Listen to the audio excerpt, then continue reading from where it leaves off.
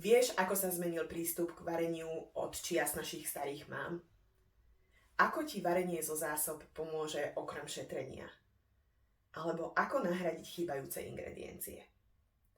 Som Vera, autorka e-booku Domáce menúčko a vítam ťa pri ďalšom videu na tému Múdre hospodárenie s potravinami.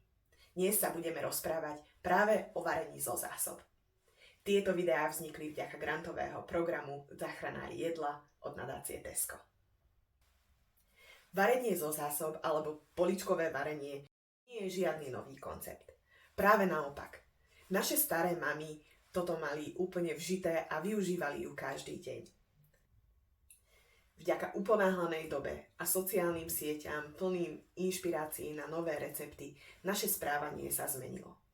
Bohužiaľ, je to na úkor našej finančnej situácie a pre plytvanie potravinami má dopad aj na životné prostredie. Jordan Page, americká blogerka, youtuberka a mamička 8 detí, prišla ako prvá, alebo začala písať ako prvá o tomto prístupe varenia. Ona to nazvala po anglicky ako shelf cooking. Tento prístup k vareniu bol najdôležitejšou zmenou, ktorá pomohla jej rodine sa dostať z finančnej katastrofy a vytvoriť život, o ktorom sa s manželom snívali.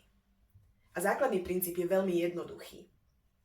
Využij najprv to, čo máš doma. Do obchodu pôjdeš iba pre nejakých pár vecí na doplnenie. Ak začneš s poličkovým varením, zrazu budeš využívať múdrejší, lacnejší a rýchlejší spôsob pripravovaní chutných a výživných jedál pre seba aj pre celú svoju rodinu. Varením zo zásob za vysnívaným životom. Na začiatku svojej kariéry som žila od výplaty k výplate. Po krátkej analýze som ale pochopila, že míňam zbytočne veľa na jedlo a že táto kategória tvorí drvivú väčšinu mojich nákladov na život. Keď som si na to ale pozerala, pochopila, že to je zároveň aj kategória, ktorú môžem najjednoduchšie ovplyvniť, odľahlo mi. Plánovanie jedál a varenie zo zásob mi za tie roky ušetrilo tisícky eur, ktoré som mohla investovať do svojich záľub a budúcnosti. Pomaličky, deň za deň, týždeň po týždni, mesiac po mesiaci som začala budovať svoj bohatý život na mieru. Pomohlo mi to zlepšiť zdravotný stav, vytvoriť lepšie návyky a skrášlil mi chvíle s kamarátmi. V čom je varenie zásob iné? Ak si ako väčšina Slovákov, tak jednou z tvojich stále sa opakujúcich dilém je otázka, čo sakra uvariť na obed. Neriešiš, otvoríš Google, hľadáš nejaký recept a je to tam. Najúžasnejší recept, nad ktorým už teraz slintáš.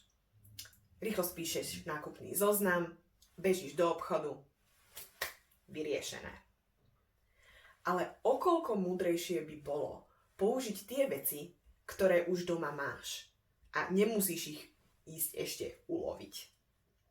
Jednoducho povedané, na potraviny míňame zbytočne veľa, nevyužívame plný potenciál našich jedál a vyhadzujeme neskutočne veľa potravy. Prečo na varení zo zásob záleží? Pravdu povediac, je tu viac presvedčivých dôvodov. Je to priateľské voči tvojej peňaženke. Budeš v úžase, koľko ušetríš. Redukuje odpad. Denne riešime uhlíkové stopy, ale keď príde reč na zbytočne vyhodené zbyšky, iba mykneme plecami.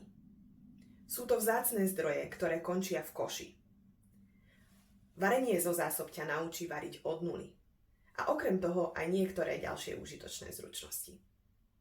Je to zdravšie. Ty sa rozhodneš, čo pridáš do jedla a do svojho tela.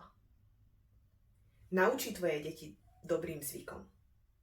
Varenie zo zásob ich naučí, čo jesť a ako to všetko zaobstarať bez toho, aby museli vykradnúť banku.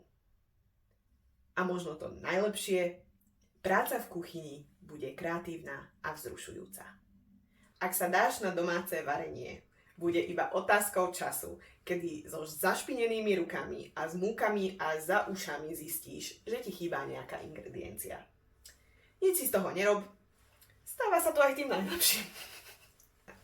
Tento zoznam ti pomôže nahradiť najčastejšie základné ingrediencie. Možno sa ti na prvý pohľad tieto nápady na náhrady budú zdať zvláštne.